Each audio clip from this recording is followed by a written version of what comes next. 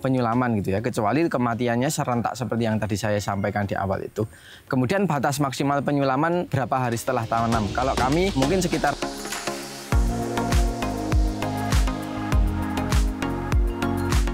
Assalamualaikum warahmatullahi wabarakatuh, sahabat petani semua. Video kali ini kita akan belajar terkait dengan penyulaman, penanaman kembali yang tepat supaya kita tidak memubazirkan, tidak melakukan pemborosan baik dari waktu, tenaga, dan biaya, meminimalisir hal-hal yang tidak diinginkan, dan harapannya satu kali penyulaman tanaman bisa sehat dan tumbuh berkembang. Ingin tahu tips dan triknya seperti apa? Video lengkapnya setelah yang satu ini.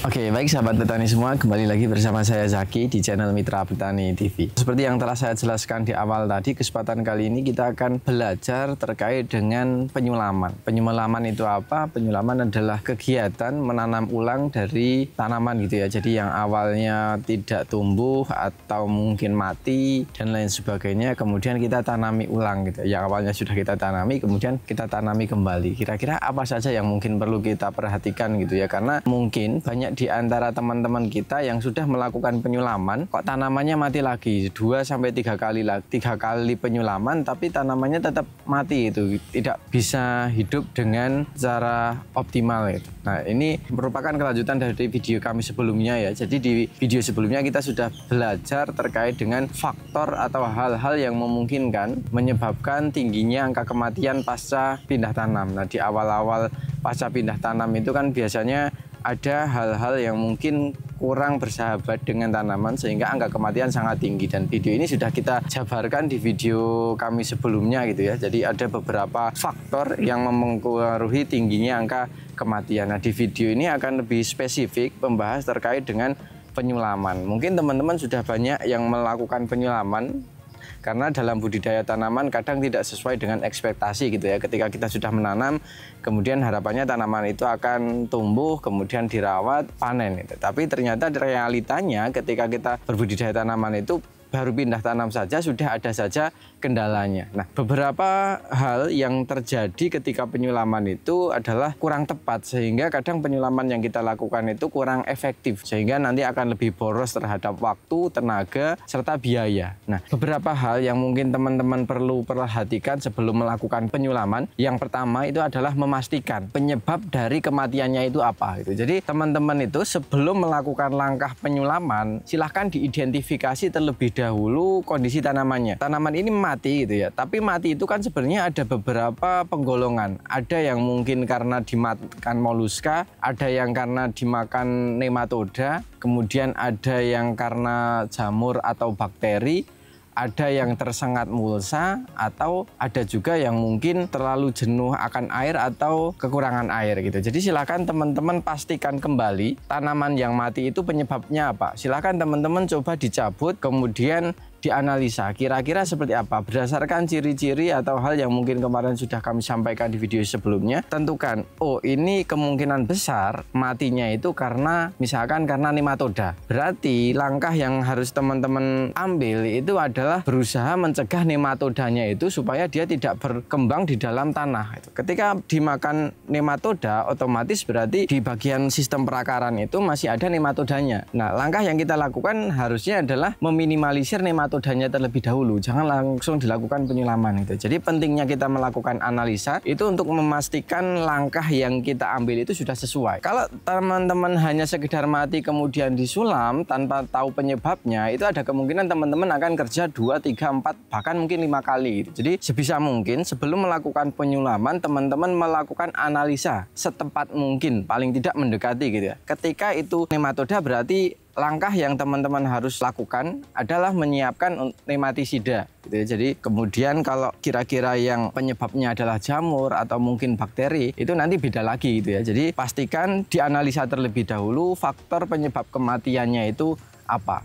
Nah, ketika sudah melakukan analisa, jadi langkah pertama adalah sebisa mungkin melakukan analisa yang tepat. Yang kedua adalah melakukan tindakan pasca analisa itu. Jadi kalau penyebabnya adalah jamur, berarti teman-teman harus melakukan pengocoran menggunakan fungisida. Mungkin pertanyaannya kan di bawah sudah ada mycorrhiza, kemudian trichoderma, apakah tidak mati kalau dimasukkan fungisida?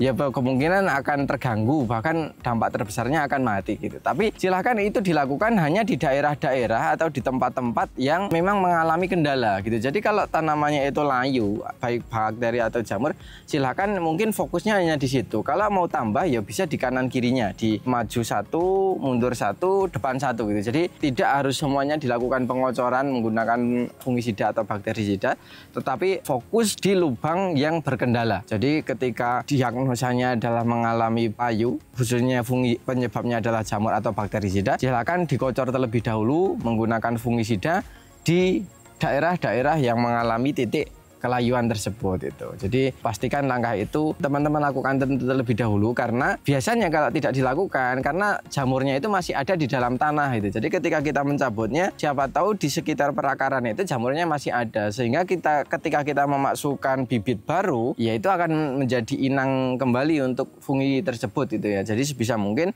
funginya kita matikan terlebih dahulu, baru kita lakukan penyulaman gitu. Jadi setelah melakukan diagnosa, yang kedua adalah melakukan tindakan. Kalau yang kebanyakan adalah moluska ya berarti kita menggunakan moluskisida. Kemudian kalau yang banyak nematoda ya kita menggunakan insektisida dan lain sebagainya gitu. Jadi disesuaikan dengan kendala yang teman-teman hadapi. Kemudian bukan hanya di tanaman saja gitu ya. Teman-teman perlu melihat sisa bibit yang teman-teman tanam. Ketika kelayuan di lahan itu lumayan banyak, kemudian teman-teman cek kembali bibit yang belum ditanam, sisa dari penanaman ini apakah mengalami kelayuan juga gitu. Ketika mengalami hal yang sama, itu artinya berarti bibitnya yang sudah tidak siap.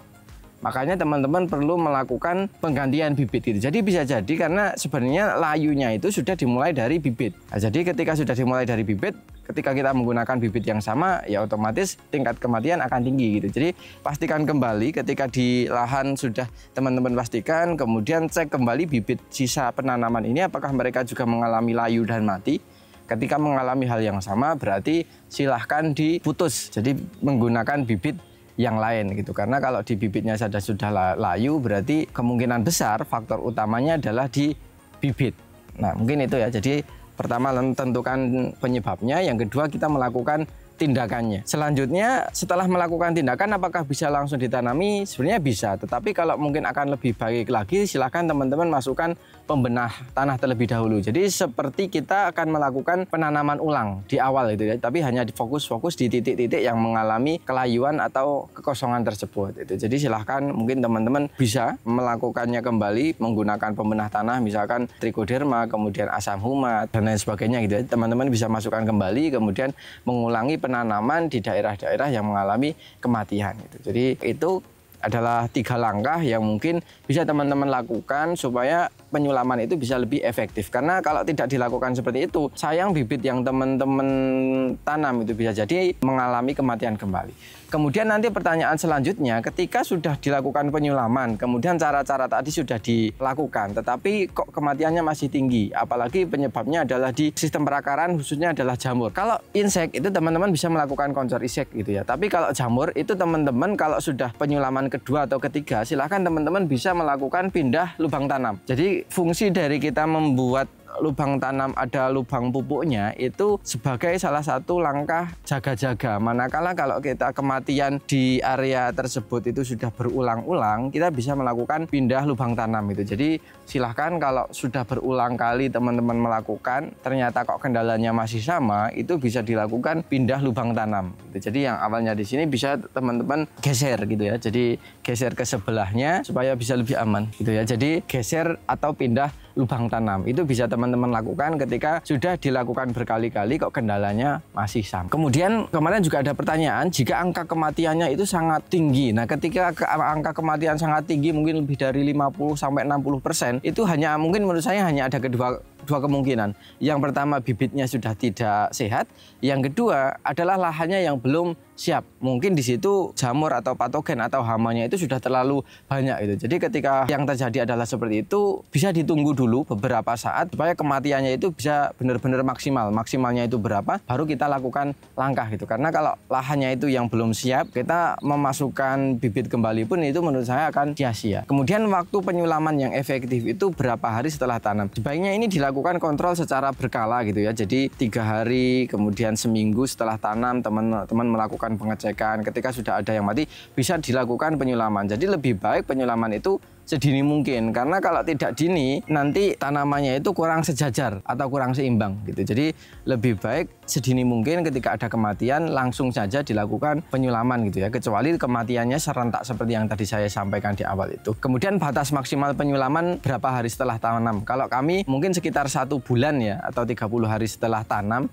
Karena kalau 40 hari atau 50 hari di saat tanaman itu sudah memasuki fase generatif, kan menurut kami nanti tetap tidak bisa mengejar atau kurang seimbang. Jadi mungkin bisa dibiarkan saja, yang kita fokus pada tanaman yang masih hidup gitu. Jadi mungkin maksimalnya adalah sekitar 30 hari supaya tidak terlalu ketinggalan. Kemudian secara pupuk ketika kita melakukan pemeliharaan, penyepraian dan pengocoran itu tidak terlalu berbeda gitu. Tapi kalau sudah memasuki fase generatif kok kita baru melakukan penanaman, kemungkinan tanamannya kurang optimal, kemudian ketika kita memberikan pemberian nutrisi juga kurang tepat. Mungkin itu ya. Jadi beberapa hal dalam penyulaman meskipun terkesan sangat sederhana, tetapi ketika teman-teman itu tidak jeli, bisa jadi teman-teman itu akan sangat boros waktu, tenaga, biaya gitu. Dan ini mungkin sedikit langkah yang mungkin teman-teman bisa coba. Semoga ketika teman-teman saat ini sedang mengalami kesusahan, khususnya kematian yang lumayan tinggi, semoga segera bisa terkendali.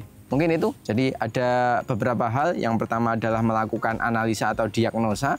Yang kedua adalah melakukan tindakan pasca kita mengetahui penyebabnya apa. Kemudian yang ketiga adalah penanaman. Tapi sebisa mungkin bisa dimasukkan pembenah tanah sebelum penanaman seperti pas awal kita melakukan penanaman. Kemudian penyulaman, kita memastikan kembali bibit yang kita gunakan untuk menyulam itu benar-benar bibit yang sehat. Dan yang terakhir, waktu penyulaman sebisa mungkin kurang dari 30 hari setelah tanam. Mungkin itu, semoga video ini bermanfaat. Dan apabila video ini bermanfaat, jangan lupa klik like, comment, share, dan jangan lupa subscribe untuk tidak ketinggalan info terbaru dari kami. Terima kasih dari saya Zaki, salam Mitra Bertani Indonesia. Wassalamualaikum warahmatullahi wabarakatuh. Dan sampai jumpa di video kami selanjutnya.